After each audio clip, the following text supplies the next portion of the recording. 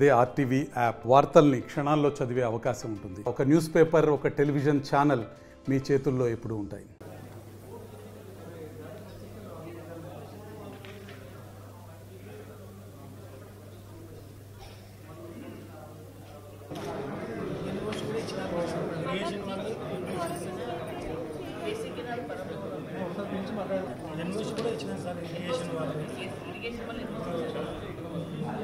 వాళ్ళ దగ్గర ఉంది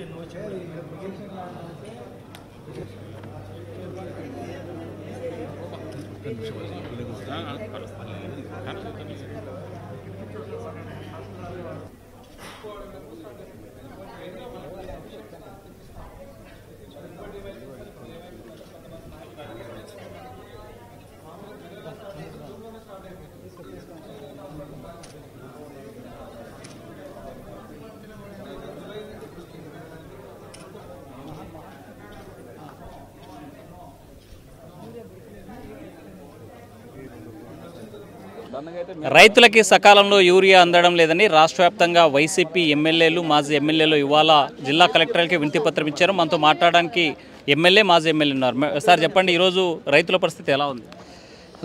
రైతుల పరిస్థితి అయితే చాలా అధ్వానంగా ఉంది. మేము చెప్పేది కాదు, అసలు మీరు గ్రామాల్లోకి వెళ్తే తెలుస్తుంది ఏమనేది. అసలు గ్రామాల్లోన ఇంతకుముందు అయితే మనకి ప్రతి గ్రామంలో ఆర్బీకేలోనే అక్కడే స్టాక్ వచ్చి అక్కడే స్టాక్ ఏ ఎరువు కావాలా, ఏ మందు కావాలా, ఇక్కడ ఏం కొట్టే మందు కానీ, పెస్టిసైడ్ కానీ ఏదైనా కానీ అక్కడే మన గ్రామాల్లోనే దొరికేది. అలాంటిది ఈరోజు పోయి అక్కడ మండలాల్లోకి పోయినా కానీ ఎక్కడ పోయినా కానీ అసలు ఎరువు దొరకట్లేదు. అసలు ఎందుకు దొరుకుతుందో ఇప్పుడు మన పక్క రాష్ట్రాల్లో దొరుకుతుంది, ఏమి మనకి ఆంధ్రాలో ఏమి అంటే వీళ్ళు పరిపాలన అసలు రైతుల మీద ఉద్దేశమే లేదు. వీళ్ళు రైతులేమో చేస్తామో ఏదైనా వాళ్ళకి ఏమైనా బాగా చేయాలని వీళ్ళకి ఉద్దేశం ఉంటాయి కదా. వాళ్ళు చేసింది ఏమి? రైతు భరోసా ఆయన ఏం చెప్పినాడు, చంద్రబాబు నాయుడు గారు ఏం చెప్పినాడు, రైతు భరోసా మేము కేంద్ర ప్రభుత్వం ఇచ్చేది కాదని మేము 20,000 మేమే సంవత్సరానికి ప్రతి రైతులు అది ఒక్కసారి ఇస్తామని చెప్పినాడు. ఇంతవరకు అసలు పోయిన సంవత్సరం 2024 అయిపోయింది.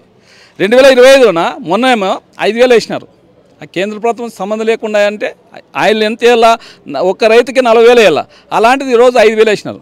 5,000 వేసి అయిపోయాయి మీకు. ఇప్పుడు 5,000తోనే మళ్ళీ నెక్స్ట్ వాళ్ళు వేసే పరిస్థితి ఏం లేదు. ఎందుకంటే మన తల్లికి వందనంగా చూసినాం అమ్మఒడి, అది కొంతమందికి వేసినారు, కొంతమంది మళ్ళీ వేస్తామన్నారు. దాంట్లో కానీ అమ్మఒడి దాంట్లోన కేంద్ర దాంట్లో మెసేజ్ ఏమొస్తుందంటే కేంద్ర వాటా వస్తుందా, ఆ వాటా వస్తుందని వాళ్ళు చెప్పే పరిస్థితిలో వచ్చి మెసేజ్ వస్తుంది. అంటే అమ్మఒడి కానీ కేంద్రం ఇస్తుంది. దీనికి రైతులకి అన్ని రకాలుగా మేము అందిస్తూ ఉన్నాము, యూరియా కూడా సబ్సిడీగా ఉంది అని ప్రభుత్వం చెప్తుంది కదా. ప్రభుత్వం చెప్తుంది, వాళ్ళు అంతా అబద్ధం చెప్తుంది కదా. ఎక్కడుంది చెప్పు? ప్రతి రైతులు ఇప్పుడు మీరే యూట్యూబ్లో చూడండి, ఎక్కడ మీడియాలో చూడండి, ఎక్కడ చూసినా కానీ రైతులే.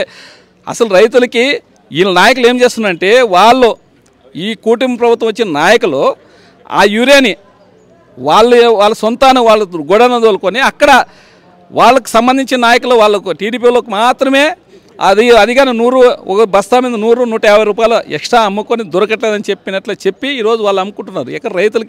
అసలు రైతులకి స్వచ్ఛందంగా ఎక్కడ సస్పెండ్కి ఎక్కడ దొరకట్లేదు. యూరియా అయితేనేమి, ఎరువులు మిగతా ఏది దొరకట్లేదు. అదేవిధంగా మా 5 ఏళ్ళ పరిపాలన అయితే ఖచ్చితంగా ప్రతి గ్రామంలోన ఆ గ్రామంలో ఏం కావాలా, ఏ ఎరువు కావాలా, ఏ మందు కావాలా, ఏ మందు కొట్టే మందు కావాలా అవన్నీ స్వచ్ఛందంగా ఎక్కడ ఆ గ్రామాలకు దొరికేవి. ఎక్కడ వేరే గ్రామాలకు పోయేవాళ్ళు కాదు రైతులు.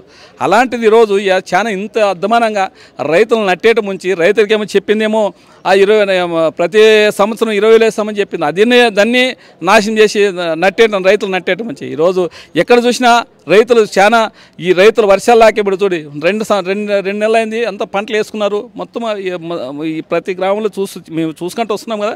ఎక్కడే కానీ అసలు మొత్తము మొక్కలన్నీ ఎండిపోతున్నాయి.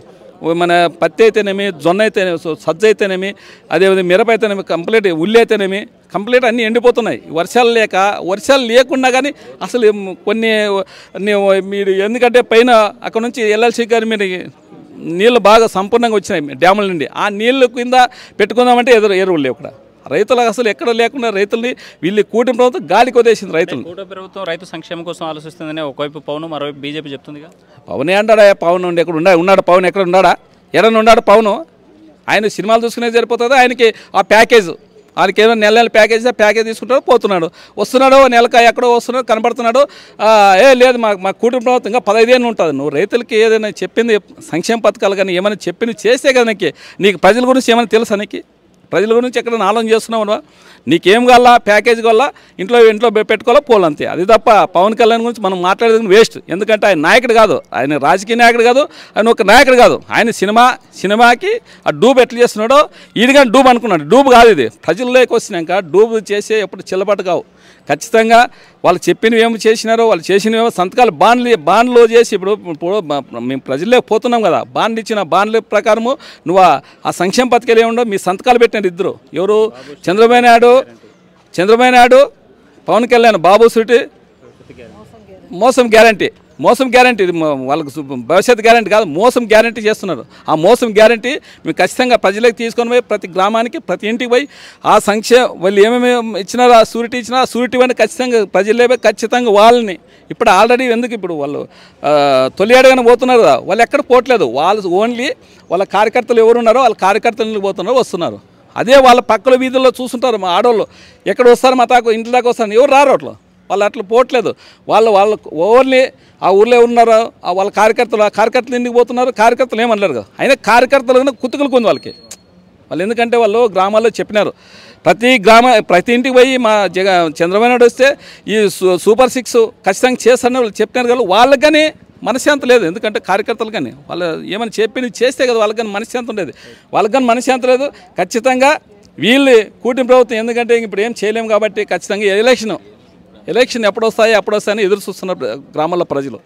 మీరు చెప్పండి మేడం, యూరియా రైతులకి పూర్తి స్థాయిలో అంతా ఉంది అని చెప్తున్నారు, కానీ బయట మార్కెట్లో పుష్కలంగా కుడుతుంది. రైతులకి ఎందుకు సబ్సిడీ ఇవ్వలేకపోతే? రైతులు ఈరోజు ఇబ్బందికరంగా ఉన్నారు. ఇప్పుడు ఇన్ టైంలో అంటే మొక్క పెరిగే కొద్ది గ్రోత్కు యూరియా వాడతారనేది తెలుసు. ఆ ఇన్ టైంలో ఇవ్వకుండా ఈరోజు అరకొర ఇచ్చి అది కూడా వాళ్ళ నాయకుల వరకే ఫోన్లు చేసుకుంటూ ఇచ్చుకునే పరిస్థితులు కనపడుతుంది. అందుకనే కనీసము మేము కలెక్టర్ గారికి తెలియజేయడం ఏమనగా రైతులు అంటే ఆ పాటి ఈ పాటి చూడొద్దండి దయచేసి. రైతన్నలు అందరికి కూడా ఇన్ టైంలో సబ్స్టెంట్గా కూడా ఈ యూరియాను అందించాలని చెప్పేసి ఈరోజు కలెక్టర్ గారిని కలవడం జరిగింది.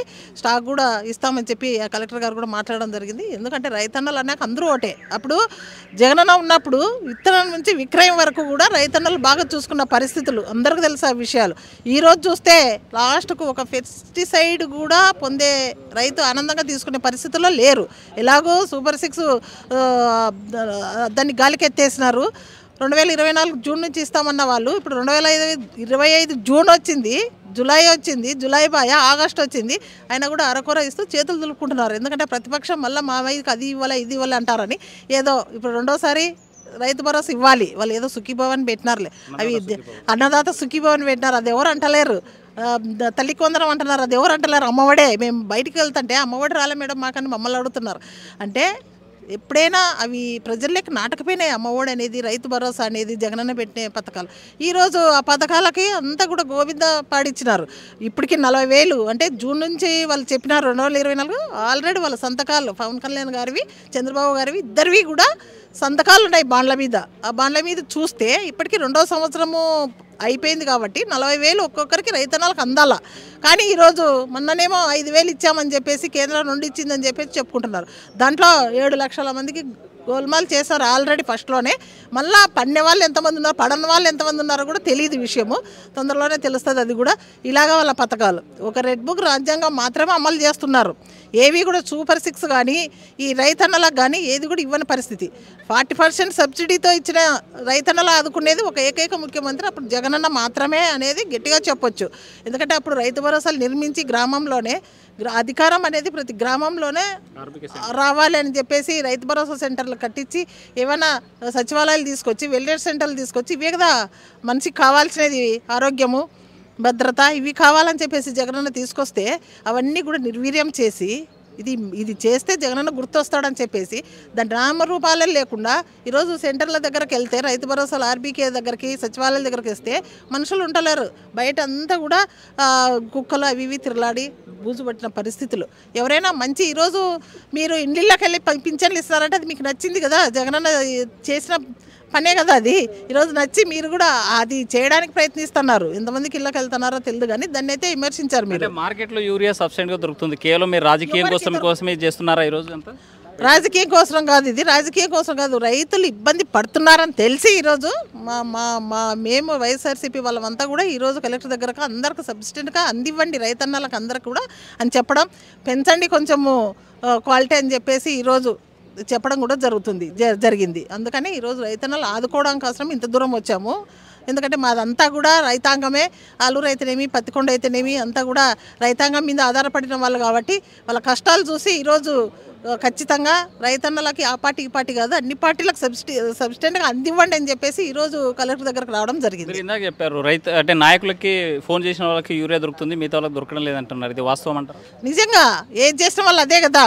ఆల్రెడీ చంద్రబాబు నాయుడు గారే చెప్పారు, వైఎస్ఆర్సీపీ వాళ్ళకి ఏం పని చేయొద్దండి, ఏమి ఇవ్వద్దండి, పాముకు పాలు పోసినట్లండి. దాంట్లో అనుమానం ఏముంది, వాళ్ళు తీసుకోవాలా అనే దాంట్లో పై వాళ్ళే పెద్దోళ్ళే ఆ మాట అన్నప్పుడు కింది స్థాయి వాళ్ళు ఎందుకు చేయరా పని? ఖచ్చితంగా అదే జరుగుతుంది కాబట్టి ఈరోజు కలెక్టర్ దృష్టికి తీసుకొచ్చాం. సూటిగా మీరు ఏం చెప్పదలుచున్నారు ఈ కూటమి ప్రభుత్వం? కూటమి ప్రభుత్వం చేసేది అరాచకాలు తప్ప రాష్ట్రాన్ని బాగు చేసే పరిస్థితుల్లో లేరు. వాళ్ళు ఎంతసేపున దోచుకో పంచుకోవడంలోనే ఉన్నారు. ఈరోజు ఏమైతే పోతేవే మా అధికారం ఉన్న మేము రెడ్ బుక్ రాజ్యాంగం చేస్తామని చెప్పేసి పెద్ద వాళ్ళ మీద కేసులు పెడితే వాళ్ళ కింద ఉన్న వాళ్ళ నాయకులంతా భయపడాలి, భయపడించుకోవాలని. సంవత్సరమైంది మీది, 12 ఏళ్ళు అవుతుంది, ఎవరు కూడా భయపడరు. ఒక నాయకుని లోపలికేస్తే 10 నాయకులు తయారవుతున్నారు వైఎస్ఆర్సీపీకి. ఈరోజు మీ రెడ్ బుక్ రాజ్యాంగానికి ఎవరు భయపడరు. రేపు వచ్చేది కూడా జగననే వడ్డీతో సహా చెల్లిస్తాము, అది మాత్రం 100% ఖాయం. రైట్.